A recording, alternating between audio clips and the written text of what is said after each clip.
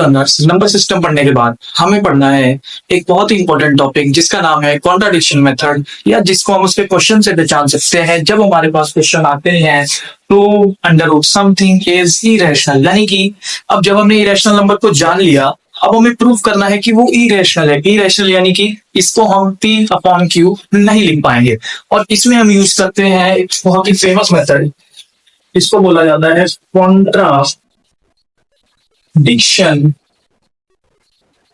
Method. यानी कि इस मेथड का मतलब क्या है? सचिन तेंदुलकर बराबर विराट कोहली।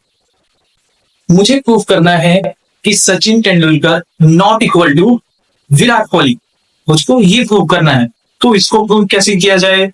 तो यहां पर मैं कॉन्ट्राडिक्शन की हेल्प ले सकता हूं। यानी कि अगर मैं मान लूं कि सचिन तेंदुलकर बराबर विराट कोहली, मुझे प्रूव करना है ये बराबर नहीं है, लेकिन मैं मान लेता हूं कि सचिन तेंदुलकर किसके बराबर है? विराट कोहली है। और फिर मैं अपनी मैथमेटिक्स का इस्तेमाल करके ये प्रूव कर देता हूं कि ये जो मैंने स्टेटमेंट ली है, ये जो मैंने स्टेटमेंट एज्यूम की है कि सचिन बराबर विराट कोहली, ये क्या है? गलत है। ये क्या है? माई एजम्पशन इज रॉन्ग। तो जब मेरी एजम्पशन रॉन्ग है, यानी कि ये जो मैंने स्टेटमेंट ली है ये क्या है? गलत है। तो अगर वो गलत हो गई तो ऑटोमेटिकली सही कौन से हो जाएगी? अगर ये गलत हो गई कि सचिन तेंदुलकर बराबर विराट कोहली, ये गलत है, तो मैं ऑटोमेटिकली सही क्या है कि सचिन तेंदुलकर नॉट बराबर टू विराट कोहली। तो बस यही है हमारा कॉन्ट्राडिक्शन मेथड। यानी कि इसमें भी हमें क्या करना है? हमें उल्टी बात, यानी कि जो उससे नेगेटिव है उसको एज्यूम करना हो। तो इसमें उसने कहा है कि under root two is irrational. ठीक है, कॉन्ट्रारी का मतलब क्या होता है? नेगेटिव। यानी कि मैं उससे उल्टा एज्यूम कर लेता हूं कि रूट टू क्या है? रैशनल है। तो अब मुझे बताओ रैशनल नंबर्स क्या होते हैं, इसकी क्या प्रॉपर्टी है कि मैं रैशनल नंबर को कैसे लिख सकता हूं? अगर मैंने मान लिया कि रूट टू रैशनल है तो उसको लिखा जा सकता है, हाँ सही कह रहे हो आप, P upon Q. Rational number की प्रॉपर्टी क्या है कि उसको किस फॉर्म में लिखा जा सकता है? P upon Q. और अब यहां पर आप एक चीज ध्यान रखेंगे कि P and Q are coprime. बेटा ये जो पूरी स्टेटमेंट है यही इस क्वेश्चन की क्या है? रूट है। कि ये स्टेटमेंट मैंने लिखी है कि root two is equal to P upon Q, और P और Q क्या है? को-प्राइम है। यही स्टेटमेंट जो है इस क्वेश्चन की डायरेक्शन डिसाइड करती है। यानी कि अगर आपने इसको समझ लिया तो यानी कि आप क्वेश्चन समझ जाओगे कि क्या बोला है। इसलिए कहा है कि P अपॉन Q है और P एंड Q क्या है? को-प्राइम है। को-प्राइम का मतलब क्या होता है? यानी कि आप ऐसे समझिए, अगर आपके सामने मैं एक नंबर लिख दूं 2/4, तो क्या आप इसको ऐसे ही छोड़ दोगे? मेरे को नहीं लगता आप इसको ऐसे छोड़ोगे। आप तुरंत क्या करोगे? 2 1/4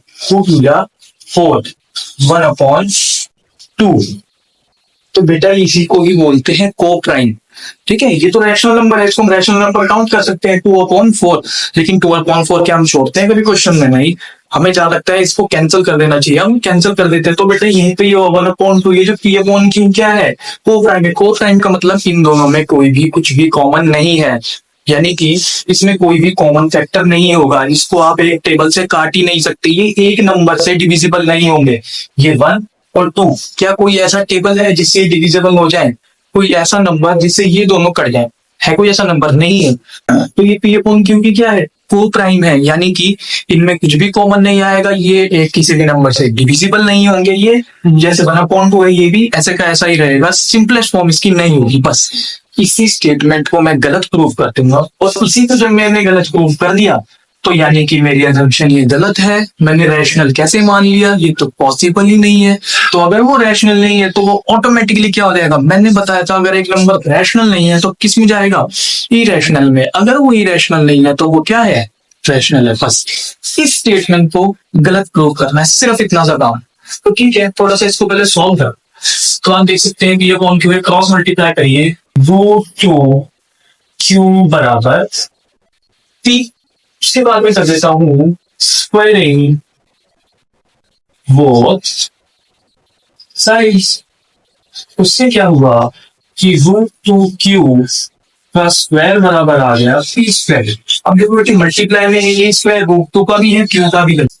वैसे तो बच्चों आपको ये बात पता है, लेकिन आप फिर भी देखिए कि अगर ये स्क्वायर जो है वो ऊपर जाता है तो रूट का स्क्वायर, स्क्वायर का मतलब क्या होता है, उसे दो बार लिखना। तो रूट को लिखता हूं अगर दो बार, तो इरेशनल नंबर मल्टीप्लाई कैसे होते हैं, रूट के अंदर दोनों मल्टीप्लाई हो जाएंगे, तो टू या फोर, एक बड़े रूट के अंदर फिर टू या फोर हो जाएगा। और root four, under root four क्या होता है, कौन सा ऐसा नंबर है जिसको उसी से मल्टीप्लाई करके मुझे फोर मिलता है, ये आपको पता है, वो टू होता है। तो यानी कि तो अगर मैं करूं कि अंडर रूट टू का स्क्वायर क्या हो जाएगा, ये तो हो गया टू, तो स्क्वायर गया क्यू के ऊपर, क्यू स्क्वायर इधर आ गया पी स्क्वायर। सो हमारे पास आ गया two q square is equal to p square. यानी कि इसका क्या मतलब है, अब थोड़ा सा याद करिए, बार बार आप देख रहे हैं वो थ्योरम हमारी काम आ रही है, फंडामेंटल थ्योरम ऑफ अर्थमेटिक। मैंने कहा था कि किसी भी नंबर को उसके प्राइम फैक्टर के क्या लिखा जा सकता है, प्रोडक्ट में लिखा जा सकता है। तो यानी कि अगर ये पी स्क्वायर कोई नंबर है तो ये इसके प्राइम फैक्टर है। ठीक है, मान लो कि 6 है, इसके प्राइम फैक्टर करके देख लेना आप, 2 3 3 होगा 3, यानी कि इसके प्राइम फैक्टर क्या है, 2 3। तो प्राइम फैक्टर क्या होते हैं, यानी कि ये जो 6 है इनके प्राइम फैक्टर से डिविजिबल होता है, यानी कि ये 6 है, ये 2 से भी डिविजिबल होगा, 6/2 कर लेना, और ये 3 से भी होगा, 6/3 कर लेना, 2 आएगा, इधर 3 आएगा। तो यानी कि ऐसा ही केस यहाँ भी है, समझ लो ये कोई नंबर है, ये इसके प्राइम फैक्टर लिखे मैं क्यू स्क्वायर है, मैंने पता, लेकिन हमें ये तो पता है ना कि 2 उसका फैक्टर है। यानी कि जैसे यहाँ पे 6 इससे डिवाइड हो रहा था, ये पी स्क्वायर इससे डिवाइड होने वाला है 2 से, तो मैं कह सकता हूँ कि P square is divisible by 2. So the p square 2 से डिविजिबल है, बताओ मेरे को कि अगर 4 स्क्वायर 2 से डिविजिबल है तो तुम कह सकते हो कि 4 भी 2 से होगा, क्यों नहीं कह सकते। 4 स्क्वायर अपॉन 2 का मतलब क्या है, 4 इंटू 4 अपॉन 2। यानी कि अगर 4 का स्क्वायर 2 से डिवाइड है तो ऑटोमेटिकली क्या 4 भी तो होगा बेटे, 4 2 4 4, यानी कि अगर किसी नंबर का स्क्वायर एक नंबर से डिविजिबल है तो वो सिंगल नंबर भी से डिविजिबल होगा। तो p square divisible by 2, so p is also divisible by 2, यानी कि p स्क्वायर 2 से डिविजिबल, p भी 2 से डिविजिबल। यानी इसका क्या मतलब हुआ कि अगर p जो है 2 से डिविजिबल है तो मैं क्या लिख सकता हूं कि p बराबर क्या है, so p is equal to c। इसका मतलब समझ नहीं आया कि मैंने p को 2c के बराबर क्यों रख दिया। यानी कि 2 से डिविजिबल का मतलब क्या है, मान लो कि p को मैं मान लेता हूं 8 है, ठीक है, मुझे क्या पता था कि ये 2 से डिविजिबल है, तो 2 से डिविजिबल जब मैंने करा तो 4 4 जा कितना आ गया बेटा, 8 आ गया। यानी कि अब देख कितने पे कटा है, 4 पे, तो c को मैं क्या लिख सकता हूँ 8, ठीक है, इज इक्वल्स टू 12। और c को क्या लिखा जा सकता है, c को लिखा जा सकता है जितने पे मैंने उसको कैंसिल किया, ठीक है, p is equals to 2c। यानी कि अगर फिर से डिविजिबल है 2c, मैंने बताया था कि किसी भी नंबर को उसके प्राइम फैक्टर के रूप में लिख सकते हैं। मैंने बताया था फैक्टर उसको डिवाइड करते हैं, तो डिवाइड करने वाला ही क्या है फैक्टर, और फैक्टर ही क्या है उसको डिवाइड करने वाला। तो जब तू उसको डिवाइड करता है तो तू उसका ऑटोमेटिकली क्या है, फैक्टर भी है। सो दैट मीन्स मुझे p का एक फैक्टर तो पता है क्या है जिससे वो डिवाइड होने वाला है, वो है 2। मुझे बाकी नहीं पता तो उसकी जगह मैंने c मान लिया, लेकिन मुझे पता है p जब 2 से जाएगा 2 से डिवाइड होगा तो p उसका क्या है, प्राइम फैक्टर भी है। जैसे यहाँ पे देखोगे आप 6 2 से डिवाइड भी होता है कितने पे, 3 पे, और 2 क्या है उसका एक प्राइम फैक्टर भी है, जिससे वो डिवाइड होता है वो उसका प्राइम फैक्टर भी होता है। तो p is equal to 2c आ गया। अब इसका इस्तेमाल हमें क्यों करना है, ठीक है, अब इसको दोबारा जब हम इसको समराइज करेंगे तब आप समझ जाएंगे कि हमने स्टेप्स क्यों फॉलो किए। पहले हम इस इक्वेशन को मान लेते हैं क्वेश्चन नंबर 1। अब इस p को सिर्फ यहाँ पर रखना है और हमारा क्वेश्चन समझ लेना कि प्रूव।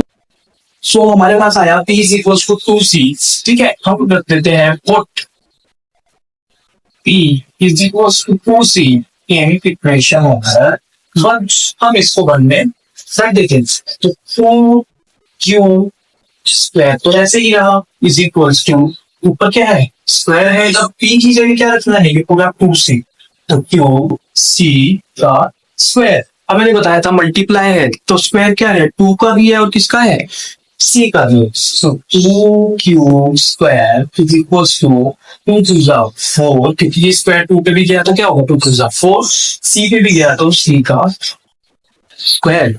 अब यहाँ पे आप देखोगे इधर 2 है इधर 4 है, 2 बन जाए 2, 2 टू जा 4, तो क्यू स्क्वायर किसके बराबर आ गया, 2c स्क्वायर। यहाँ भी आप देखो वैसा ही केस आ गया कि Q every number can be expressed as its prime factors, यानी कि क्यू एक, अगर क्यू स्क्वायर कोई नंबर है उसका एक प्राइम फैक्टर क्या है 2, अगर उसका प्राइम फैक्टर 2 है तो ये क्यू स्क्वायर किससे डिवाइड होगा, 2 से। तो अगर Q square is divisible by 2 then Q is also divisible by 2। ओहो, यानी कि यहाँ देखो बेटा P भी 2 से डिवाइड होता है और Q भी 2 से डिवाइड होता है। अब यहाँ पे हम कैसे लिख सकते हैं, हेयर आप देखोगे P and Q have common factor, दोनों का फैक्टर क्या आ रहा है, यानी दोनों अगर 2 से डिवाइड हो गए हैं तो दोनों का फैक्टर भी क्या है 2, हैव कॉमन फैक्टर 2, दोनों का कॉमन फैक्टर तो 2 आ गया। लेकिन यहाँ आ जाओ बेटे, लेकिन P एंड Q क्या थे, को प्राइम यानी 1/2, उनमें कुछ भी कॉमन फैक्टर नहीं आएगा, वो किसी से भी कैंसिल नहीं होंगे। हियर P एंड Q है common factor 2, but P and Q are coprime, उसके तो फैक्टर 2 आ रहे हैं लेकिन हमारा P एंड Q क्या है, को प्राइम। तो इसी वजह से हम कह सकते हैं सो our assumption is wrong, our assumption is wrong and this contradiction यानी नेगेटिव फीलिंग यानी इम्पॉसिबल contradiction has risen, यानी कि ऐसी नेगेटिव फीलिंग क्यों आई, क्योंकि हमने जो एजम्पशन ली थी वही क्या कर ली थी, हमने रॉन्ग ले ली थी, यानी ये जो हमने माना है ये बिल्कुल भी सही नहीं है, क्योंकि यहाँ पे जाके ये कॉन्ट्राडिक्ट कर रहे हैं, यानी एक दूसरे को कैंसिल कर रहे हैं। उधर मैं कह रहा हूँ कि ये कोप्राइम है, इधर ये कह रहे हैं कि इसके दोनों फैक्टर, मतलब उधर वो कह रहा है कि वो कोप्राइम है, इधर वो कह रहा है कि पी और क्यू के फैक्टर 2 है। अगर 1/2 जैसे मैंने लिखा था तो कोई भी उसका कॉमन फैक्टर नहीं आना चाहिए था, एक का मानते हैं चलो 2 आ गया, एक का भी और दूसरे का भी 2 आ गया, तो यानी कि वो तो 2 से कटने वाले हैं, फिर फैक्टर क्या होता है, वही नंबर जो उसको डिवाइड करता है। तो यानी P को भी 2 काट सकता है और Q को भी 2 काट सकता है, जो कि नहीं होना चाहिए था क्योंकि वो को प्राइम है, वो किसी से नहीं कटने चाहिए थे। तो our assumption is wrong and this contradiction has risen। तो अब हम कह सकते हैं hence, अगर हमारी assumption wrong है hence root 2 is non rational but it is irrational number. अगर हमने ये प्रूव कर दिया कि वो रैशनल नहीं है तो ऑटोमेटिकली वो क्या हो गया है, इरेशनल। एक नंबर या तो रैशनल हो सकता है या इरेशनल हो सकता है। सो ये हमारा कॉन्ट्राडिक्शन मेथड हमारे एक्सरसाइज 1.2 के लिए बहुत इंपॉर्टेंट है। सो लर्नर्स, अब हम चलते हैं एक और एग्जांपल की तरफ ताकि आपका ये कॉन्सेप्ट और भी ज्यादा स्ट्रॉन्ग हो जाए। सो लर्नर्स, नेक्स्ट एग्जांपल हम कर लेते हैं कि हमें अब दूसरा नंबर दिया गया है 5 माइनस रूट 2 इज इरेशनल। हमको इसको प्रूव करना है और याद रखिएगा हम अभी अभी प्रूव करके आए हैं कि रूट 2 क्या है, इरेशनल है। तो सबसे पहला स्टेप क्या रहेगा भाई, हम एज्यूम करेंगे। So let us assume contrary that 5 minus root 2 is rational। हमने उसका उल्टा एज्यूम कर लिया कि 5 माइनस 2 इरेशनल नहीं है, रैशनल है। अगर ये स्टेटमेंट गलत हो गई तो ऑटोमेटिकली वो क्या हो जाएगा, इरेशनल हो जाएगा। तो रैशनल के लिए क्या है हमारे पास, क्या प्रॉपर्टी होती है, 5 माइनस रूट 2 किसके बराबर रख दूं मैं, P अपॉन Q के। फिर मुझे याद रखना है कि P एंड Q आर कैसे नंबर है, ये को प्राइम, यानी बेटा ये किसी भी नंबर से कैंसिल नहीं होने वाले, जैसे 1/2 जो है इससे कैंसिल नहीं होता। सो बेटा हमारे पास आया 5 minus P upon Q is equal to √2। अब आप अगर यहाँ पर गौर से देखेंगे तो इसे देखिए 5 माइनस पी अपॉन क्यू, मुझे पता है कि ये रैशनल है और 5 भी क्या है, एक रैशनल नंबर है। 5/1 P upon Q, 5 is a rational number और ये भी रैशनल है। तो अभी मैं जानना चाहता हूँ कि अगर मैं रैशनल नंबर में से रैशनल नंबर माइनस कर दूं तो मुझे कैसा नंबर मिलेगा, रैशनल या इरेशनल। मान लो अपनी तरफ से कोई भी नंबर, मान लो कि ये 1 है और ये भी 1 है, तो 5 माइनस 1 क्या हो जाता है, 4। तो क्या 4 इरेशनल है, 4 तो रैशनल है। तो मैं ये कह सकता हूँ कि ये यार this 5 minus P upon Q will be rational number. ये तो रैशनल है, बट लेकिन हम जानते हैं, but we know under is irrational. लेकिन हम तो ये पता है कि अंडर√2 क्या है, इरेशनल नंबर है, क्योंकि हमने ये प्रूफ किया है। सो अब यहाँ पे ये क्या हो रहा है, इधर रैशनल नंबर आ रहा है, उधर इरेशनल आ रहा है। तो यही तो क्या है बेटी, जो मैंने एग्जांपल बताया था, यही तो है कॉन्ट्राडिक्शन। यानी कि जो हमने बात मानी है वो तो सच प्रूव है ही नहीं, मतलब वो तो सच है ही नहीं, वो तो झूठी प्रूव हो रही है। तो यहाँ पर हम कहेंगे दिस कॉन्ट्राडिक्शन